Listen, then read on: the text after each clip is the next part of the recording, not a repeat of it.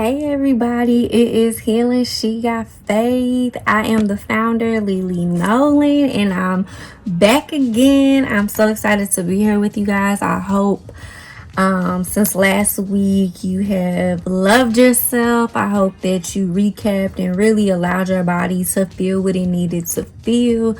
And I'm hoping that as we start to open up, as like new research is showing like what might happen, that we're really just starting to focus on ourselves, and we're really just starting to focus on what we need to do for our health. We really can't worry about the shoulda, coulda, wouldas or what might happen. So I'm really hoping that at this time we're really just focusing on who and what we are and what we can do for ourselves. Today I kind of want to talk about you because I've kind of been getting questions about like, what is grief, how do you know you're grieving, and stuff like that. So I kind of just want to go over a few things just in case. And then just so you guys know, in October I'm actually gonna break down my whole grieving process. That's my birthday month, and that's also the month that my mom passed away, and this will be the second year. So just a heads up, in the month of October, you guys are gonna get in the nitty-gritty of like who I am and what I went through in October. Like that month is gonna be dedicated to like personally attacking my grieving process. So I hope that you're in tune for that, because I'm gonna let y'all in on some stuff that I don't even think people close to me realized I was going through. But let's break it down. So a lot of times we have to understand like, what exactly is our body going through? So there are stages to grief, and this is by Elizabeth Kubler-Ross. If you're in social work, you've learned about her. Her stages first came with people who are dying, but then as research became more relevant, that what she discovered got pushed back to other situations. And so we'll go over those stages. But you know, with grief, our bodies go through things, and I can't really sit up here and tell you what your body will go through because each person grieves differently. And that's the one thing about grief is grief is so individualized, and I don't think we realize that there's not a one way fits all. There are things we can tell you, but there's just a lot that we can't really like give you a step-by-step on how to do. But I do want to say like, we have to understand what our bodies are going through during that time. At the exact same time, we should be kind of understanding the stages of grief. So knowing that there are stages, but they don't necessarily go in chronological order. Then we have to put in our mindset when we get to a healthy place that we want to change our mindsets. We have to want to move forward, and we have to be ready for that self-reflection and be ready for what we find while we are digesting what we are going through and digging deep into what's actually happened. One thing that we have to remember is that we are not alone, but we feel alone, and it gets very lonely when you're dealing with grief. But I encourage you that if you are grieving, if you are going to grieve, which we all will at some point in our life, I really encourage you to know that it is not just you. You are not alone. There is a community of us that feel your pain with you. We don't know exactly what you're going through, but trust.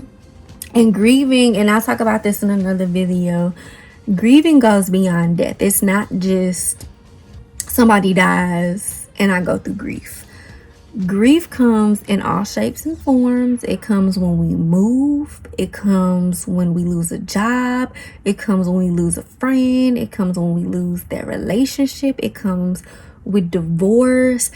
There is a lot that comes with grief. I think a lot of times we limit grief to just death when we grieve a lot. Like if you want to think about it, the kids this year that were supposed to graduate, they're grieving their senior year. They missed out on that.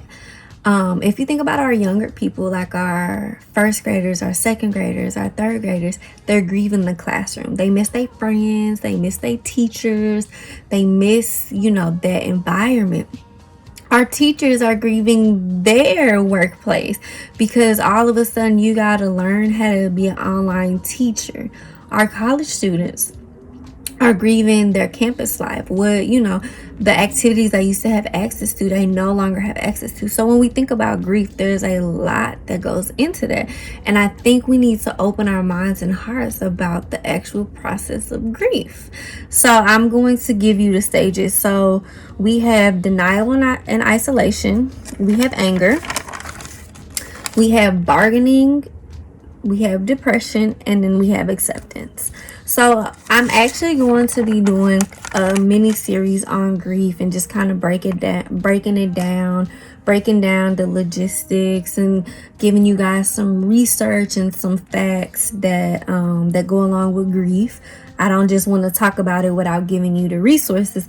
But today, I just want to give you guys the steps so that as you read the blogs and as you continue to watch the videos, they kind of stack on each other. So today I just kind of want to teach you guys about understanding what our bodies are going through during grief.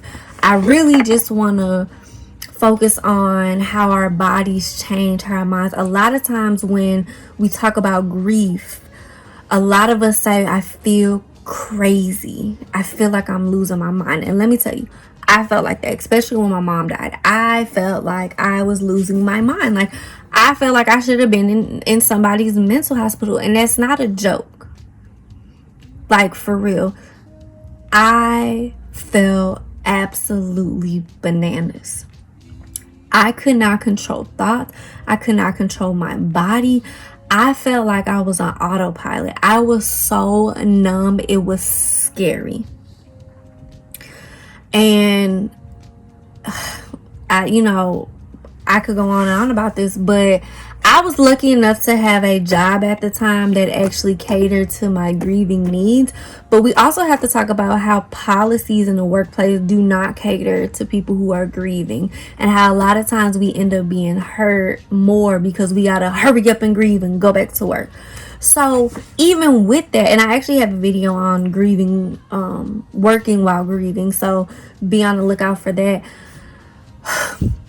We really just have to pay attention to what our bodies are saying to us and what they're going through.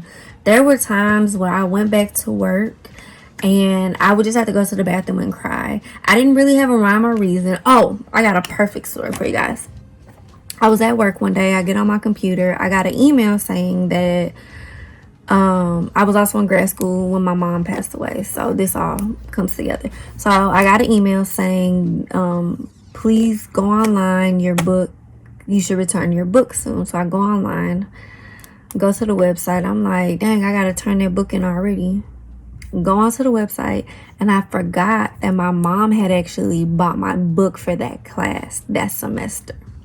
So when I go on there, it's all her information, and I start bawling. So I shut my office door, and I am crying. I mean, boo-hoo crying. So one of my coworkers, who her office was across the hall, she came over. She asked if she get some coffee. I always let people get coffee at my office. She comes in, she could tell I'm crying. She's like, what's wrong? And I'm like, I told her the story, and she's like, oh, I'm sorry. And I'm like, no, like, it's fine. I think I just needed to let it out because I haven't been able to let it out. And at that moment, I told her, I said, I really just think I need to let my body do what it needs to do. And she was like, I absolutely agree. I don't think, like, yeah, you took the time off, but I don't think you've let yourself cry. I don't think you've actually let yourself feel what you need to feel, which she wasn't all the way wrong. I didn't. So I think with that, I think a lot of times we get uncomfortable with how we feel. And so just really understand, start paying attention to those body parts that ache while you're grieving. Start paying attention. Do you have more headaches? Are you sleeping less? Are you sleeping more? Does your stomach hurt? Do you have like that gut feeling? Does your throat hurt? Are your knees and elbows starting to have aches? So like, start really paying attention to what your body is saying. And again, it's not just to loss and death. Well, loss, I mean, you grieve whenever you lose something, but death, it's not just connected to death. If during COVID-19 you lost your job, you've probably grieved your job. If during COVID-19 someone has gotten sick, you probably are grieving the presence of that person. If you've been locked up for 4 months because you have a health issue, you're probably grieving because you've been locked up in a house. If someone was incarcerated, that's grief. If somebody walked out of your life, that's grief. If somebody moved, there have been people who have had to pack up and go. That's grief. And so what I'm telling you is, when you start having those feelings, please, please, please acknowledge them and take note of them, because that's how you're going to start to cater to your body. So I'm going to repeat the steps, and then we'll be back next Sunday. So the steps of grief are denial and isolation, anger, bargaining, depression, and acceptance. Again, these do not go in order. They don't. So I know that's weird, like we give you steps, but they actually don't go in order. They can come in any which form. And honestly, you could go through all the steps and then go back to one. So just pay attention to your body, because that's going to be extremely important when you are ready to start to be healthy again, and you're ready to start to address some of these issues and some of these things that you are going to need in order to be better. Until next time, guys, I want you to love you the way you love the world. I love you. I honor you. I adore you. And I really, really just encourage you to love you the way you love the world. This is Lily, founder of Healing She Got Faith. Please do not forget to check out the blog. And please do not forget to go to our website. Love you guys.